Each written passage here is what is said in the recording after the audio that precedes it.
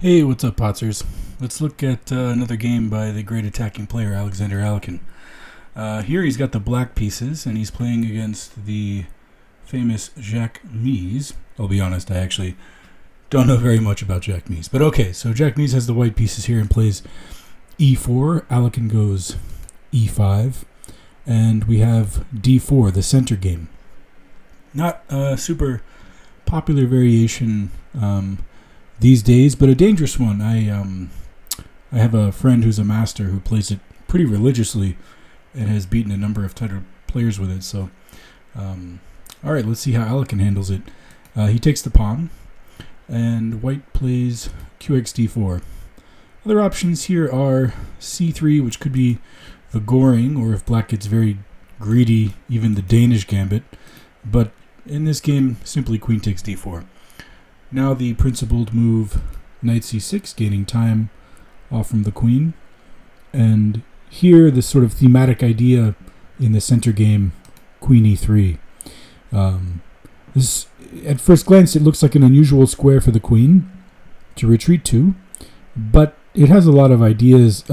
Simply, queen g3 would be attacking black's king if black castles kingside, and if black tries to castle queenside, then the queen can always slide along the third rank to come and bother black's king over there as well. So it's an interesting sort of tactical square for the queen to occupy. All right, so bishop e7, bishop d2, knight f6, both sides just developing, knight c3, castles, and castles. All right, and so here's the first moment in the game that's kind of thought-provoking, for me at least, when I was playing through it. If you're looking at this game from black's perspective, the question now is, okay, how do you continue, right? What's a logical move here? And the problem is white's attack is very fast. I mean, white has the ability to very quickly put pressure on your king side, but also this pawn push e5 could be a little bit annoying, and so a move like d6 could be very tempting to play. It seems like a logical move, trying to prevent, any pawn e5 move harassing us, and it does prepare to develop this bishop somewhere along this diagonal. However, by playing pawn d6, you make your pawn on e7 basically into a big pawn, and white won't have to worry about any pressure against his king from this bishop. So there are some drawbacks here. I'll say my engine thinks that white is already significantly better after this move d6. Okay, so what to do then? Another option might be to play something like b6 with the idea of completing the development of this light-squared bishop to bishop b7. And this option I kind of like, just aesthetically, the idea of putting this bishop on b7, but it fails to address the problem of this pawn push, which could be really disturbing to our piece coordination. White also simply has ideas like just queen g3, and white's game is very easy to play, while black is going to have to constantly worry about quick attacks against his king. So b6 doesn't really solve our problems either. And it's also worth pointing out that if we were to even achieve bishop b7 without any sort of quick attack against our king, our bishop is sort of pointing over here, and that's not where white's king is. If there's one thing I've learned about playing through Alekhine's games, it's that he really likes to point his bishops, if he can, at his opponent's castled king. And so there's a strong preference to place this light-squared bishop somewhere over here, maybe e6, where it will be pointed in this direction at the very least. Okay, and after we sort of go through this process of elimination, we come to the move d5, which is what is played in the game. It's a nice move that sort of forces white's hand. Okay, so in the game, white decides to play pawn takes pawn, and you might be wondering, why not simply push this pawn to e5? Well, now it doesn't quite work because we have a pawn fork which is slightly more forcing, d4. Obviously, if white were to take my knight, I would take his queen. And so if he runs away to g3 looking to put pressure on my king side, I can play pawn takes knight, and if he plays pawn takes knight, I can play pawn takes bishop check. So I'm eating one more piece than he would be eating. And even though this looks somewhat dangerous, I can always defend against this mate. I have ample time to play moves like g6. In any case, because of all of that, white decides to play pawn takes pawn. And now after knight takes d5, queen g3. So this is the square that the queen was hoping to arrive at anyway, putting pressure against black's king. And now already there are a number of ideas in the air for white. White's attack is very quick and very dangerous, and it would be very easy to go wrong here. For instance, white's threat is bishop h6, using the queen, pinning the g-pawn, threatening mate. But it's not a one-dimensional idea, because after bishop h6, the rook would also be hitting the knight on d5, which would be attacked twice and only defended once. So, assuming you could solve one of these problems, you would not be able to solve the other one. And so there's some real potency to the setup that white has here. It's a very dangerous setup, and black needs to be resourceful in order to defend against all of these threats. Something like knight takes c3 would not be sufficient, because white could play bishop takes c3 when everything is attacked. We have the rook hitting the queen on d8, the bishop on c3, and the queen on g3 are both attacking the g7 square, threatening mate. So this is one of those classic queen or mate scenarios that you really want to avoid. Okay, so knight takes c3 is not going to be possible. Instead, Alekhine plays bishop h4, harassing the queen, forcing her to move off from this g file. So she moves herself to f3. And now Alekhine develops bishop e6. And we see he's achieved a goal of putting a bishop on a diagonal pointed at where white's king is castled. That's not insignificant. I think, it's an important thing to note how he manages to always point his bishops at his opponent's castled king. So here, white plays bishop e3. And again, we have a little bit of a problem for black. How do you play here? When I was first clicking through this game and I saw, okay, the knight on d5 is attacked 3 times. It's only defended twice by our bishop and our queen. I thought, well, it seems rather straightforward. I could play my knight to defend it again. I would not want to play knight b4 because simply a6, and then I have to run away, and then now I'm losing a piece, right? However, something like knight e7 seemed very logical to me, because now my knight is defending this knight, my bishop is defending it. I could even play c6 to defend it again if I needed to, but this pin is pretty devastating because white can simply play knight takes. And if I capture back with my knight, c4 is a real problem.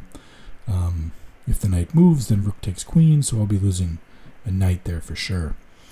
You might be wondering, what about instead of after knight d5, what about bx d5, gaining a tempo off from the queen? Well, here there's a nice move that maintains the threat. I'll let you see if you can find it. Where would you go with white?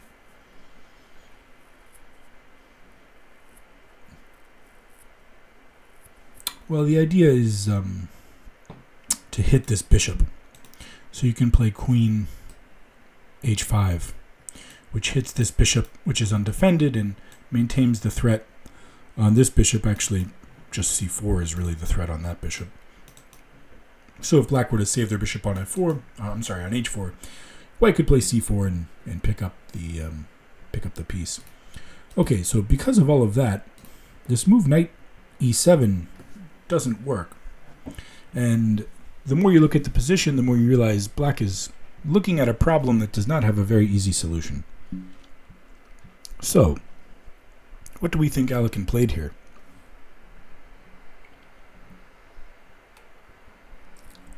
If you guessed a queen sacrifice, then you've been paying attention to this series. Yeah, he found a way to sacrifice his queen. Although, to be fair, it's not really a sacrifice, because after knight takes c3, rook takes queen. It's important not to take back right away, but instead insert the move knight takes a2 check. And here, now after rook takes rook, Alekhine got a knight, a rook, and a pawn. So 9 points of material for his queen. So actually, it's actually not a sacrifice. In fact, the material value is equal. But if you look at black's coordination of his minor pieces and the complete lack of development of white's kingside, it's clear that black got the better end of the bargain here. White is going to struggle to develop in a meaningful way. There could be some potential back rank mate threats if white is not careful. Of course, this bishop is guarding that square for now, but he needs to develop quickly. So bishop e2, sort of overprotecting this d1 square, is a logical move to stop those back rank threats that we were talking about.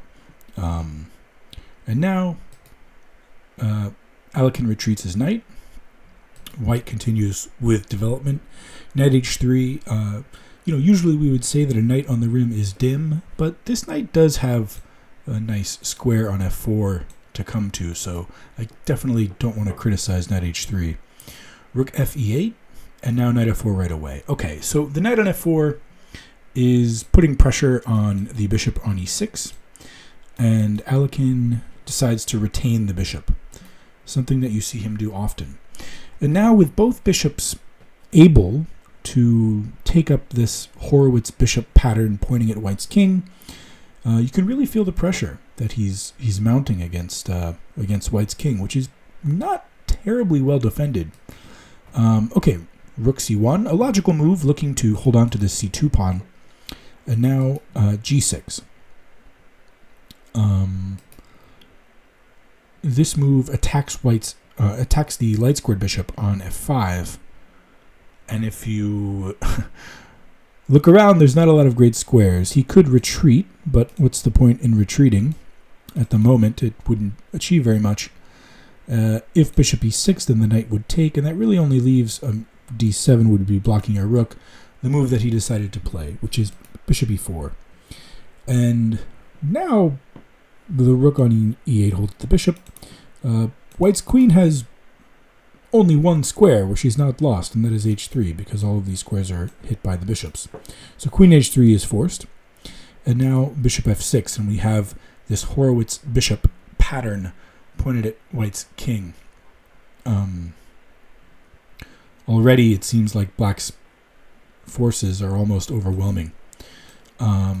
So white seeks exchanges, which is a logical defensive strategic idea. If you're being attacked, if you can exchange off the pieces that your opponent is using to attack you, you can usually survive the attack and defend. Here, there's nowhere for the bishop to go, so Alekhine relents and plays bxf3, and after qxf3, knight e5, hitting the queen on f3. The queen retreats, and now a very nice move. You could say that, okay, these two rooks are both on open files. It's hard to imagine any way to improve them.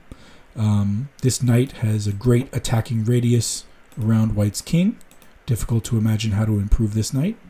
This knight also has a very nice attacking radius right now, so in the center of the board it could not be easily improved, and this bishop is on an amazing diagonal, so it's at moments like these when Alekhine is maximized the coordination of his forces that he often attacks with a pawn, and that's what he does here. He plays the move c5.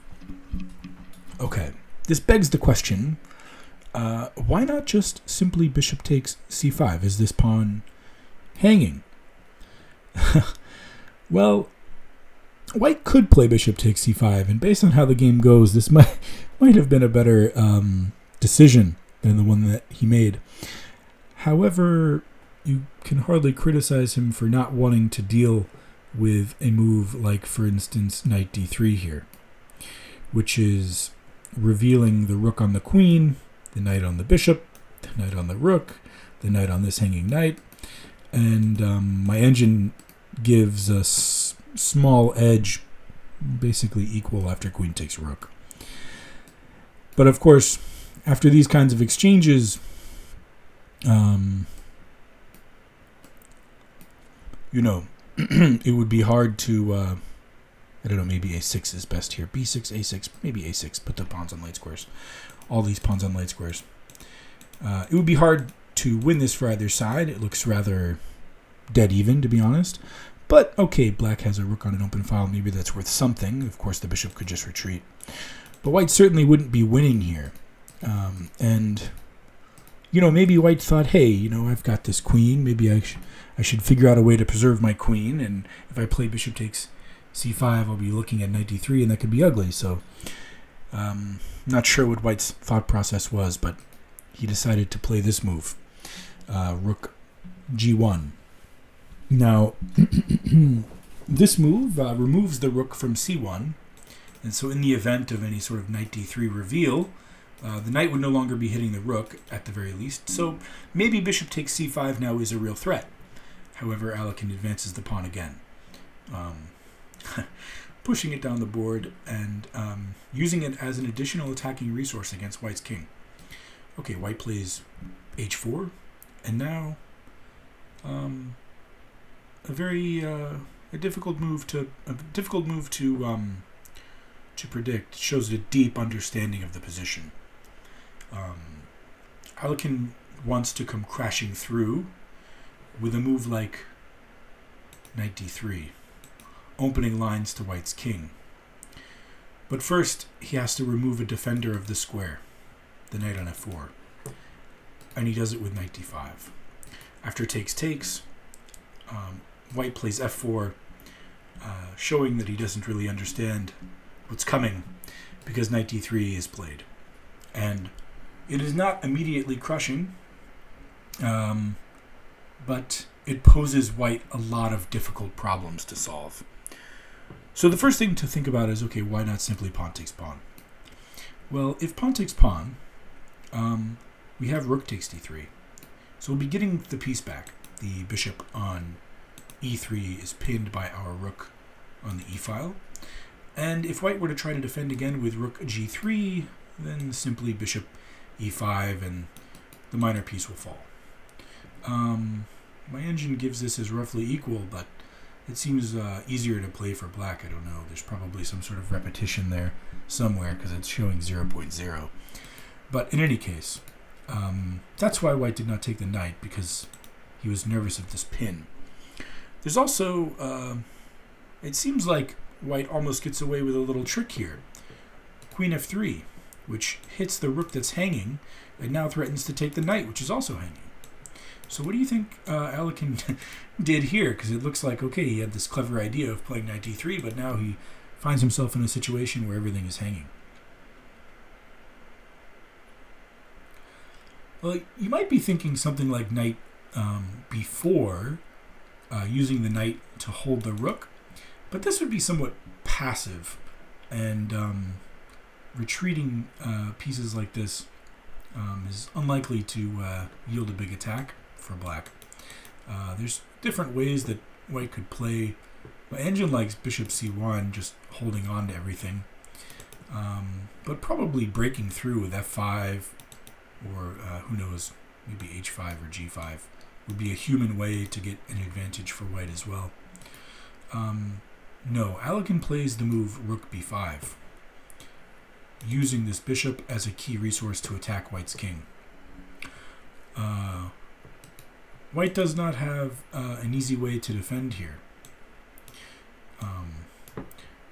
If pawn c3, the bishop would simply take the pawn because the b pawn is pinned.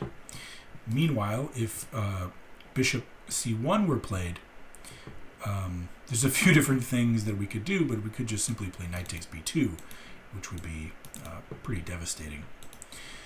So it's understandable that white decides to take the knight. And allow rook takes b2 check. Now here, if king a1, there is a reveal from the bishop on f6. Rook f2 simply would win the queen. And so king c1 is the correct direction to run. We now have pawn takes pawn. And the idea behind this pawn capture, well, okay, the pawn is an additional attacking resource on the seventh rank, or the second rank rather, but it also opens up another file for the rook to come in. And so after king d1, we have rook c8, and now there's a move that white can play that would hold. Well, maybe two actually. So the move I had in mind that looks like it defends is rook g2, trying to evict this rook from the second rank. And if the other rook were to come down, we could exchange rooks and hang on, although black's pieces are still dangerously coordinated. But white played a terrible blunder here, g5, a move that black could simply ignore and double his rooks on the second rank. The threats now related to the move rook b1 are not able to be stopped. King e1 and its mate in all directions here. Rook e2 now is simply mate in 2 after rook checks king f1 and rook takes queen. Alekhine decided to play bishop c3. I'm not sure why. I assume he saw the mate in 2, but maybe this was a way to simply highlight just how winning his position was. In any case, after this series of moves here, we have rook takes queen, and it's game over. White resigned after bishop c3 check, I should say. All right, I really enjoyed this game. It had a few sort of tasty kernels, and I hope you guys liked it as much as I did.